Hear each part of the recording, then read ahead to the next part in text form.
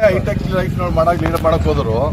ಕುಮಾರಣ್ಣವರು ಮಾಜಿ ಪ್ರಧಾನಿಯವ್ರ ಮಗ, 2 ಬಾರಿ ಮುಖ್ಯಮಂತ್ರಿ ಆದರು.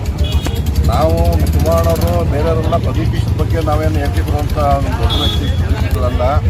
ಪ್ರದೀಪ್ ಈಶ್ವರ್ ಅವರೇ ಗುಂಡೆದಾಸ, ಬುಕ್ಕುಲ್ ಜೋಗಿ, ನಿನ್ನ ದಾಸ್ಕೋ ನನ್ನ ದೊತ್ಕೋ ಅನ್ನೋದು ಬೇಡ. ನೀನು ನಾನೆಲ್ಲ ಮೊದಲನೇ ಬಾರಿ ಶಾಸಕರಾಗಿರೋರು. ಮೋದಿಜಿಯವ್ರ ಬಗ್ಗೆ, ಅಮಿತ್ ಶಾ ಅವ್ರ ಬಗ್ಗೆ, ದೇವೇಗೌಡರ ಬಗ್ಗೆ, ಯಡಿಯೂರಪ್ಪರ ಬಗ್ಗೆ, ಕುಮಾರಣ್ಣವ್ರ ಬಗ್ಗೆ ಮಾತಾಡೋಷ್ಟು ದೊಡ್ಡ ವ್ಯಕ್ತಿ ಅಲ್ಲ. ಡೈಲಾಗ್ ಹೊಡೆದಾಕ್ಷಣಕ್ಕೆ ಲೀಡ್ರಾಗಿ ನೀನು ದೊಡ್ಡ ಲೀಡ್ರು ಅನ್ನಲ್ಲ. ನಿನ್ನ ಸ್ಥಾನಮಾನ ಅರ್ಥಕೊಂಡು ಒಬ್ಬ ರಾಜ್ಯದ ಮುಖ್ಯಮಂತ್ರಿಗಳ ಬಗ್ಗೆ, ಮಾಜಿ ಮುಖ್ಯಮಂತ್ರಿಗಳ ಬಗ್ಗೆ, ಕೇಂದ್ರ ಸಚಿವರ ಬಗ್ಗೆ ಮಾತಾಡೋದು ಕಲ್ತ್ಕೊಳ್ಳಿ. ನಿಮಗೆ ನೀವೊಬ್ಬ ಸಾಮಾನ್ಯ ಶಾಸಕ, ನಿನ್ನ ಘನತೆ ಗೌರವ ಆ ಶಾಸಕ ಸ್ಥಾನಕ್ಕೆ ಚ್ಯುತಿ ಬರೆದು ನಡ್ಕೊಳ್ಳೋದು ಕೂತ್ಕೊ.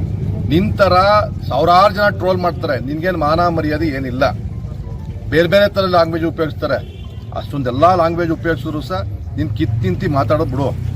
ಕೆಲವು ಕಡೆ ನಿಮಗೆ ಚಪ್ಪೆ ಇಟ್ಕೊಂಡು ನಿಂತಿದ್ರು, ಮರ್ತೇ ಬಿಟ್ಟಿದ್ದೆಲ್ಲ. ನೀನು ಚಪ್ಪೆ ಇಟ್ಕೊಂಡು ನಿಂತಿದ್ರು ಕೆಲವರು ಕಾರ್ಯಕರ್ತರುಗಳು, ಕೆಲವು ಸಂಘಟನೆಯರು, ಮರ್ತೇ ಬಿಟ್ಟಿದ್ದೆ.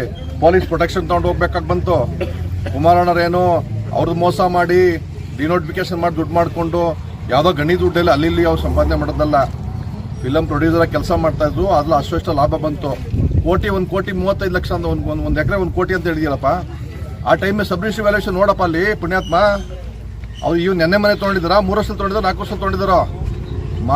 ನಾಲ್ಗೆ ಮೇಲೆ ಬಾಯಿ ಮೇಲೆ ಇಡ್ತಾ ಇಲ್ಲ ಅಂತಂದ್ರೆ ಕಾರ್ಯಕರ್ತರು ಬೇರೆ ಬೇರೆ ಥರ ದಿಕ್ಕು ಹೋಗ್ತಾರೆ. ಜೊತೆಗೆ ಅಲ್ಲಿ ಅನಿತಾ ಕರೆಸು ಪ್ರಸ್ತಾಪ ಮಾಡಿದೀಯಾ, ನಾಲ್ಗೆ ಮೇಲೆ ಇಡ್ತಾ ಇಲ್ಲ ಅಂತಂದ್ರೆ 100ಕ್ಕೆ 100 ಭಾಗ ನೀನೇನು ಮಾತಾಡ್ತಿ ಅದಕ್ಕೆ 1000 ಪಟ್ಟು ಸಿಂಗ್ಯುಲರ್ ವರ್ಡ್ಗಳು ಮಾತಾಡೋದು ಪ್ರಯತ್ನ ಮಾಡ್ತಾರೆ.